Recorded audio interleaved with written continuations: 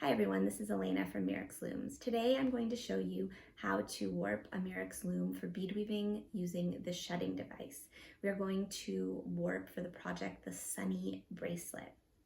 Now, bead weaving with the shedding device is more difficult than bead weaving without the shedding device in terms of warping. Weaving, I think, is actually easier with the shedding device, but warping is a little bit more involved.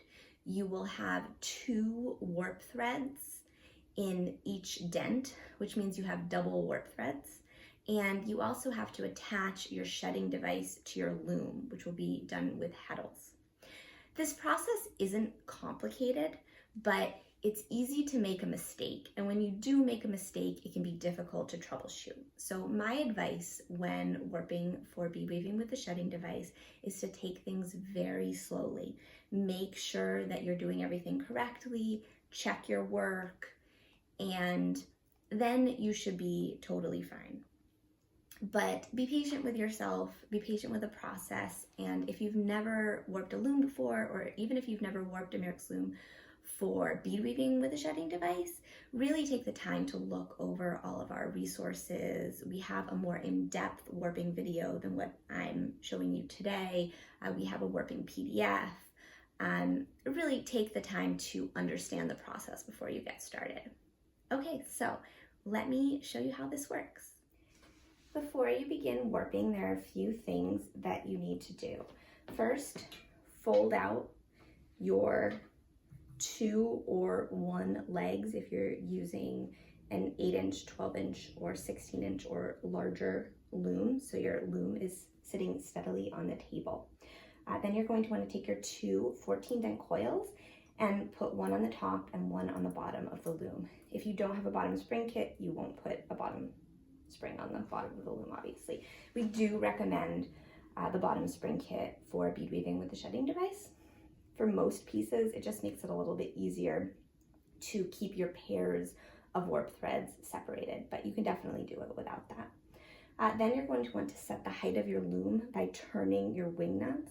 You want on any loom at least 3 inches of threaded rod showing. Then you're going to take your wooden clips and you're going to turn them backwards on the loom like they are here. And then you're going to take your warping bar and place that in the indentations on the clips. And then push those clips inward slightly so that bar is steady. Then you're going to take your warp thread. This is Ceylon D beading thread, and just tie it in a knot to the warping bar. We're actually going to warp this piece because it's relatively thin on one side of the warping bar rather than in the center. And then we're going to tie a cord around the other side of the loom to balance the warping bar. If we weave a really thin piece in the middle, once we remove these clips, the warping bar is not balanced. So that's why we want to do a thin piece on one side or the other. So once we have tied on, all we're going to do is wrap our warp thread around the loom. So we'll start here tied on. We're moving our warp thread up the back of the loom over the top. Now, when we hit this warp coil here, that's what this spring is, we're going to place our thread in a dent, which is a space in the warp coil. And then we are going to keep bringing our warp thread around the loom. Now, when we hit that bottom warp coil, we're just going to do the same thing. We're going to place our thread in a dent. We want that to be at just about the same place. And now we keep going, wrapping our warp thread around the loom. Now we've wrapped the warp thread completely around the loom, never going through the center, and we've hit our warping bar again. Now, the trick to warping a Mirrix loom is whenever we hit that warping bar, we just loop around that bar and we bring our warp back in the same direction that we just came from. So we wrap around the loom, and whenever we hit the warping bar, we do a loop over that bar and go back in the direction we just came in. Easy as that. We never move our warp thread through the center of our loom. Another trick is that we never drop our warp thread while we're warping. We don't need to have tight tension because the loom has a tensioning device on it. but we want to have even tension. So if you drop your warp, you might not have even tension.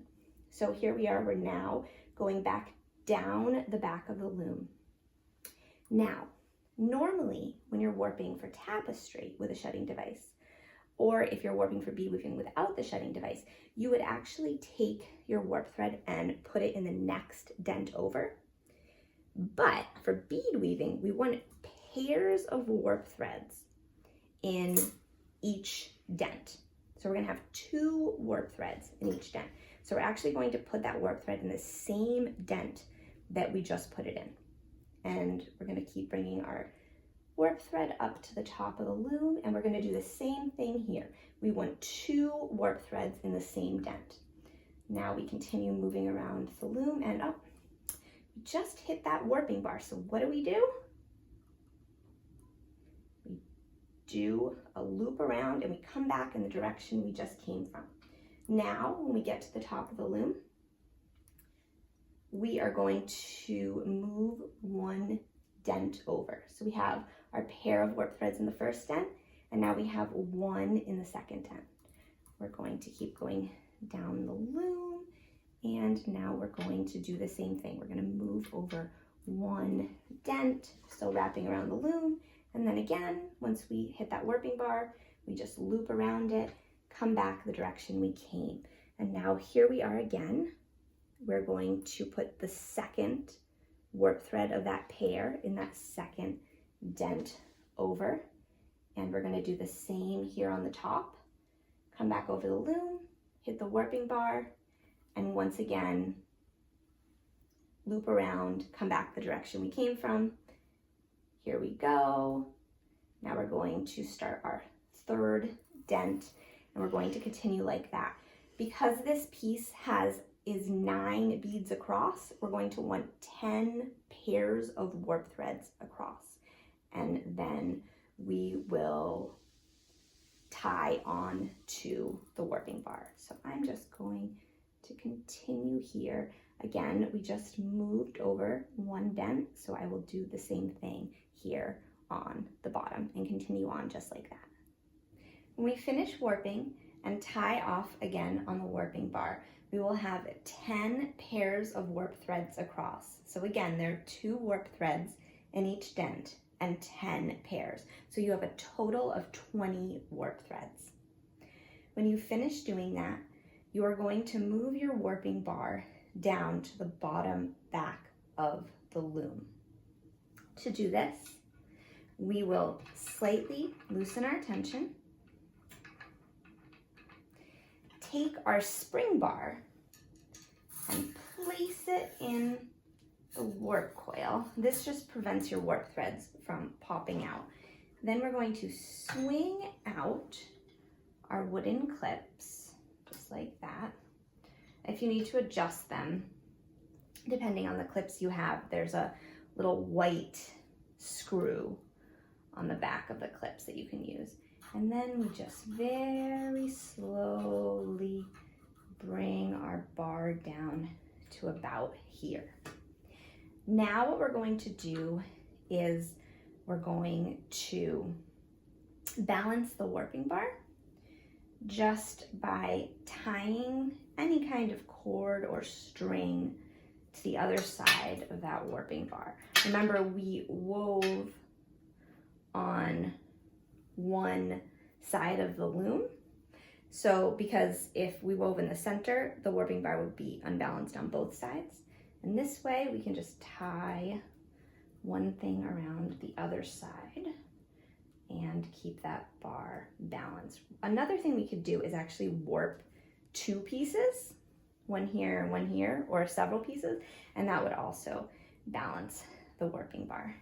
Now we can tighten up our tension a little bit more.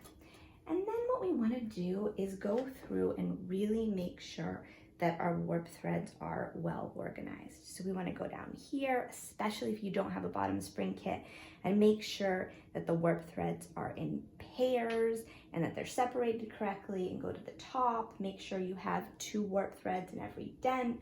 Make sure that they are well separated so you can see 2 warp threads in each dent. You just want everything to be perfect before we start the heddling process. Now we're ready to put our shedding device on the loom. The first thing we'll do is turn our wooden clips so they are facing the front of the loom now instead of the back. And again, secure them to the loom and make sure that they are even. Then you're going to want to take the little brass disc on the top of the shedding device and move it out of the way of the clip. If you have a newer loom, there will be a wing nut that you can loosen. On an older loom, you may need to use a Phillips head screwdriver to loosen that part. Now, you're going to take your shedding device. This is your shedding device. And we're going to make sure that the hole in the shedding device is on the right side if you're right-handed or the left side if you're left-handed. And then we're just going to place that shedding device into the wooden clips, just like that. Very easy to do. Now we are going to loosen your little screws on your shedding device with an Allen wrench, or you might be able to do it with your hands depending on how you last left it. And then slide that bar to one side. That bar is going to have heddles put on it. Then what we're actually going to do, and this is optional, but I really recommend it, is we're going to remove our spring bar from where we had it on the top of the loom. And we're actually going to take that spring bar and we're going to weave through the pairs of warp threads. So 1 warp in each pair is on top of the spring bar. You can see here that I have woven my spring bar through the pairs of warp threads. What I try to do is make sure that the first warp thread in each dent of the pair is on top here. So I have separated out 10 warp threads. I used a piece of Teslov cord on the other side so I could just support that spring bar with that, but you can either just kind of push the spring bar up into the warp thread so it stays, or you can tie a piece of string around the spring bar in the top of the loom just to keep it up while we are putting the heddles on the loom. So now what we're going to do is start the heddling process. It's actually very easy, but we want to make sure that we do it correctly. So this is a heddle. This is one of our pre-made heddles. You can also make your own. It's basically just a circle, right?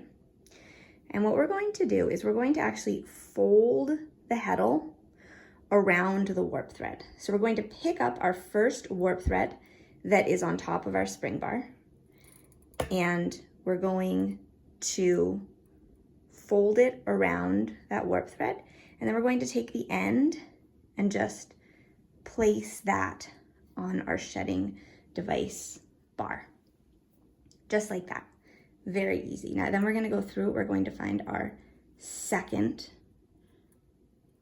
warp thread that's over the spring bar. We're going to do the same thing. We're going to place it behind that warp thread, fold it in half, and then put those ends on the bar. And we're just going to do this slowly and carefully, making sure that we're not skipping any warp threads, making sure that we're choosing the correct warp thread. One thing that might be helpful is to use a crochet hook to pick up your warp threads, because it can be a little bit tough to do that and to see. So again, we're just putting that heddle on the warp thread and then attaching it to the bar. Super easy. And I think it's fun to do as well. So we're just going to continue doing this on all of our warp threads. Again, just doing it slowly, really paying attention to what we're doing, making sure that our heddles are well organized. And then when we've finished up putting all of our 10 heddles on, we're going to slide this bar back through, and we're going to tighten that bar to the shedding device, and then we'll be ready to put on our second set of heddles. So I'm gonna finish up here, and I will meet you on the other side when I'm done. When we finish putting on our heddles, we're going to remove the spring bar that we just wove in, and we're going to just take the shedding device and turn it towards the loom. And now your second bar is on top. And we're just going to do the same thing with the other heddles that are in your pairs on your loom. And you can see that I have woven my spring bar again through my pairs of warp threads. This time I made sure that the warp thread that does not yet have a heddle on it is on top of the spring bar. So those are the ones that I'm going to pick up and put heddles on. Now doing it this time is a little bit more difficult because you really have to make sure that you have the right warp thread. You also want to make sure that the warp threads that are on top of the spring bar here are all to the right or the left. You just have to be consistent of the other warp threads that already have heddles. So if you went through and you made sure, okay, there are two warp threads in a dent. There's one on the left, there's one on the right. When you first wove your spring bar through, you put the ones that were first, that were on the left, on top of the spring bar. Now you want the ones that are on the right on top of the spring bar. And it's important because when we're putting on the second set of heddles, we always need to make sure that they are consistently to one side of the other warp threads. Otherwise, the warp threads will get caught on each other when you move your shedding device. So basically we have our first warp thread that has a heddle here. And now we have the second warp thread in that pair. It's to the right. So here's our first warp thread. Our second warp thread, which is over my spring bar, is to the right of that. And I'm just going to do the same thing, putting my heddle on just like I did before. Now I can look and I can see, okay, then my third warp thread that I put on, that already has a heddle back here. And then to the right of that, so I haven't twisted it around the other warp thread, is this one, and this one gets a heddle. Now this is the tricky part about putting heddles on, because you really have to make sure that you're not putting a heddle on two warp threads, that you're putting a heddle on the correct warp threads, that you're not skipping any warp threads, and that again, you are making sure that your heddles are aligned by bringing the warp thread that's getting that second heddle to the right of the other warp thread that already had a heddle. If it's easiest not to do this for you with the bar, that's okay too. You don't need the bar in there. You can just reach back and say, okay, this one got a heddle, and now I'm going to bring the warp thread to the right of that, make sure it's to the right of that, and I'm going to put another heddle on that second one in a pair. It actually doesn't matter so much when you're putting on that first set of heddles which warp thread you put a heddle on. I say it's easiest to do it with the ones that are to the left, because then it kind of automatically works out. But if your warp threads are kind of mushed together and you can't tell which one's on the left or the right, as long as when you put on that second set of heddles, you're bringing it to the right of the first heddle in a pair, that's okay. I know this is a little confusing, but basically all you need to remember is put on your first set of heddles. When you put on your second set, put your heddle on a warp thread that is moved to the right of the warp thread that already got a heddle. And that's it. So because I have put these on my spring bar and have made sure when I was weaving that through that the correct warp threads were to the right of the ones that already got heddles, the process is actually very easy. And I'm doing what I did before. So again, we have our heddle, then we find the warp thread that needs a heddle, and we put the heddle behind that warp thread, fold it together, and then place it on this bar. Again, just do this carefully, methodically. Don't try to have a conversation with somebody while you're doing it. And if you've done it right the first time, it's very easy. When you have problems is when you make a mistake here and have to go back and figure out what it is. And sometimes that's really difficult to do and you have to redo the whole thing. So just really pay attention. One thing that sometimes helps is if you put a piece of paper or something behind your warp threads, because it kind of helps you see a little bit. Wearing your reading glasses is also helpful. So I'm just going to finish this up. Now that I've finished putting my heddles on, I'm just going to slide my bar back. You want to make sure that the bar is perfectly aligned here in the shedding device because you don't want it hitting your wooden clips. Then I'm just going to tighten this up. I'm going to remove my spring bar. I'm going to put it back in the top warp coil here, making sure, actually I'm going to do it from this side, making sure that it's over the warp threads there because that'll prevent them from coming out. And then I'm going to take the handle of my loom, I'm going to put that through the hole on the side of the shedding device, and I'm going to tighten up my tension by turning the wing nuts a little bit. Make sure again that everything is all set, and then I will be ready to start weaving.